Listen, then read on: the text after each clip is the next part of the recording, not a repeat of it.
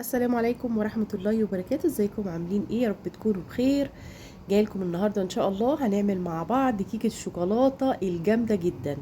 عايزة اقول لكم يعني هي بجد مش محتاجة مقدمة، يعني هي كلها كده على بعضها.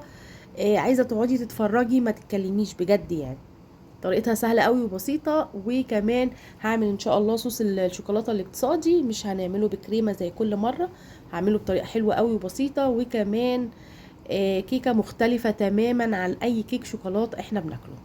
يلا بينا بسرعة ندخل في المكونات ومش هطول عليكم. اول حاجة لا هحتاج خلاط، ولا هحتاج مضرب كهرباء ولا اي حاجة، هحتاج المضرب اليدوي العادي. هعمل الكيك من اوله لاخره بيه، يعني مفيش بجد اسهل ولا ابسط من كده. اول حاجة هجيب 4 بيضات. انا اشتغلت بالبيض اللي هو الاحمر، يعني بيبقى الزلال بتاعه كويس قوي في الحلويات، افضل من البيض البلدي الابيض مبدئيا كده. تمام، نزلت كده على طول في الطبق بتاعي ب4 بيضات. بيض يعني على طول فانيليا، مفيش كلام تاني. يعني حطيت حوالي معلقة، وانا ان شاء الله هكتب لكم كل المكونات في صندوق الوصف وهيكون بالتفاصيل يعني. تمام. عندك بقى فانيليا سايبة زي دي كده. عندك فانيليا بودرة، بودر يعني شغال، كله شغال. المعلقة اللي انا حطيتها دي معلقة خل. هي بتعمل هشاشة كده للكيك، وفي نفس الوقت طبعا بتظبط البيض بدون اي ريحة خالص. الناس اللي بتقلق من الفانيليا اللي هي السايلة، لا صدقوني، معلقة الخل طبعا كلنا عارفين الامر. بعد طبعا كل اضافة انا بضيفها بستنى دقيقة، يعني دقيقة لما ضربت البيض، دقيقة لما دلوقتي حالا ضفت كوباية من السكر. كل اضافة انا بضيفها بستنى عليها دقيقة، علشان اخلي كل اضافة انا ضفتها ما تكونش يعني مختلفة عن التانية. لازم يكون كله دخل في بعض، علشان انا مش بضرب في الخلاط. ينفع تعمليه في الخلاط؟ طبعا ينفع اعمله في الخلاط، بما انه هو كيك سريع. فانا بصراحة يعني استسهلت كله بالمضرب اليدوي العادي. تمام. انا هنا قعدت اضرب شوية البيض مع السكر مع الفانيليا لحد ما السكر داب خالص، لان انا حاطه سكر عادي مش سكر بودره ولا حاجه. تمام. ضفت بعديها كوبايه من الزيت. زيت يعني ينفع زبده ينفع سمنه، ينفع زبده وينفع سمنه. لكن عايزه اقولك ان الكيك بتاع الزيت او الكيك اللي بيتعمل بالزيت بيبقى نسبه الطراوه فيه اكتر من الزبده او السمنه. تمام. وده طبعا اختياري، ينفع بالاتنين، ينفع باي حاجه انت عندك، حتى لو كانت زبده فرن او اي حاجه ينفع، مش هيقول لا. بعد دقيقه طبعا ضفت الاضافه اللي هي كوبايه اللبن. طب ينفع بدال اللبن الحليب احط زبادي؟ لا. دايما الكيك بتاع الزبادي بيفضل ان هو يكون كيك ابيض او كيك فانيليا، علشان المزازه اللي في الزبادي مع الكاكاو بتدي اختلاف شويه. تمام كده. بعد كل الاضافات عندي بقى كوبايه 3 كوبايات الا ربع من الدقيق. تمام كده. حطيت لهم معلقتين كبار من الكاكاو اللي هي الخام، مش الكاكاو المضاف لها سكر، لا. دي بتتجاب من مستلزمات الحلواني او اي سوبر ماركت كبير، اسمها الكاكاو الاسباني.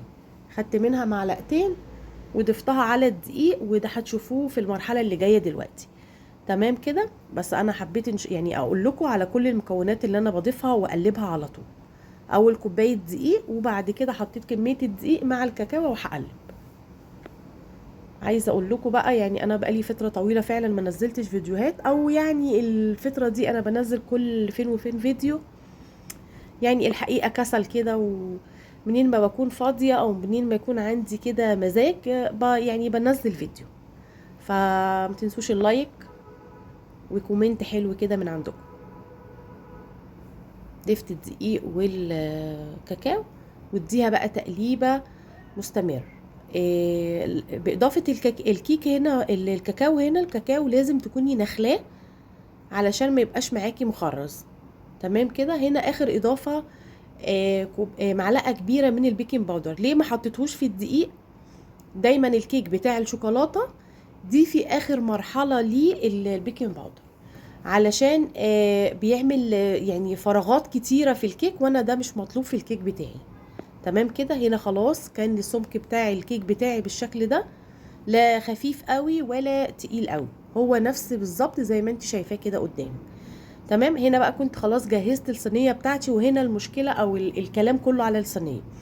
الصينيه دي اسمها كيكه المول.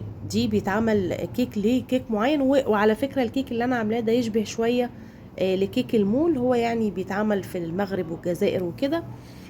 بس انا طبعا عملت شويه افتكاسات كده من عندي. فبصوا الكيك خلاص انا بطنتها طبعا اول حاجه بشويه كده من الزيت، وبعدين شويه من الدقيق، ونزلت على طول بخليط الكيك. هتقعد معايا قد ايه في الفرن؟ هتقعد معايا حوالي نص ساعه. انا قعدت عندي نص ساعه، وده على حسب الفرن بتاعك. تمام كده. على درجه حراره 180. لو ما عندكيش الارقام يبقى يعني الحراره متوسطه كده. يلا نعمل الصوص. الصوص عندي كوبايه وربع من الحليب، وعليهم معلقه كبيره من النشا، وعليهم معلقتين كبار من الكاكاو الخام. تمام كده، تمام كده. انا في اضافه هضيفها في الاخر خالص، اللي هي 3 مكعبات من الشوكولاته الدارك الغامقه او الخام. لو مش موجوده عندك هتضيفي معلقتين من النشا. تمام. يبقى معلقه من النشا على كوبايه ونص من الحليب. لو انت مش هتضيفي الشوكولاته زي ما اتفقنا، قلنا هنحطه معلقتين من النشا. يبقى انا عندي هنا معلقه ونص، كوبايه ونص من الحليب، عليهم معلقه من النشا، عليهم معلقتين كبار من الكاكاو الخام، عليهم 3 معالق كبار من السكر. والسكر هنا على حسب الرغبه، او على حسب انت بتحبي الحاجه مسكره زياده او لا، بس هما 3 كانوا مظبوطين جدا. هنا طبعا بعد نص ساعه الكيك بتاعي ما شاء الله طلع جميل جدا. الريحه بقى جباره. انا المفروض ان انا استنى عليها تبرد خالص علشان ابدا ازوق وكده، لكن انتوا عارفين لما بيكون في كيك شوكولاته او حاجات حلوه الولاد مش بيصبروا على حاجه زي كده، فانا سبتها يا دوبك تهدى شويه، واخدت الصوص على طول وضفته على الكيك. الصوص بيتحط سخن، الصوص بيتحط دافي، علشان لو سبتيه يبرد خالص مش هتعرفي تتحكمي فيه. بس يفضل ان الكيك يكون بارد تماما تماما تماما. تمام كده. هنا بقى خلاص تقريبا الكيك بتاعي بقى تمام ومتظبط. وممكن تكتفي بالشكل ده وحطيها في التلاجة شوية، هتلاقيها مسكت. لو انت بتحبي الصوص زي الموضوع كده المولتون كيك، فحبيها هتاكليها كده. عندك بقى اي مكسرات، عندك سوداني، عندك عين جمل، عندك اي حاجة. حتى لو مش حابة تحطي اضافة، كفاية قوي الشوكولاتة بتاعتك دي، بجد كان طعمها رهيب رهيب بجد. جربوها ان شاء الله تعجبكم. ولو عجبك الفيديو ما تنسيش تضغطي لايك، ولو اول مرة تشوفيني ما تنسيش تشتركي في القناة وتفعلي الجرس على الكل علشان يوصلك كل اشعار جديد انا بنزله.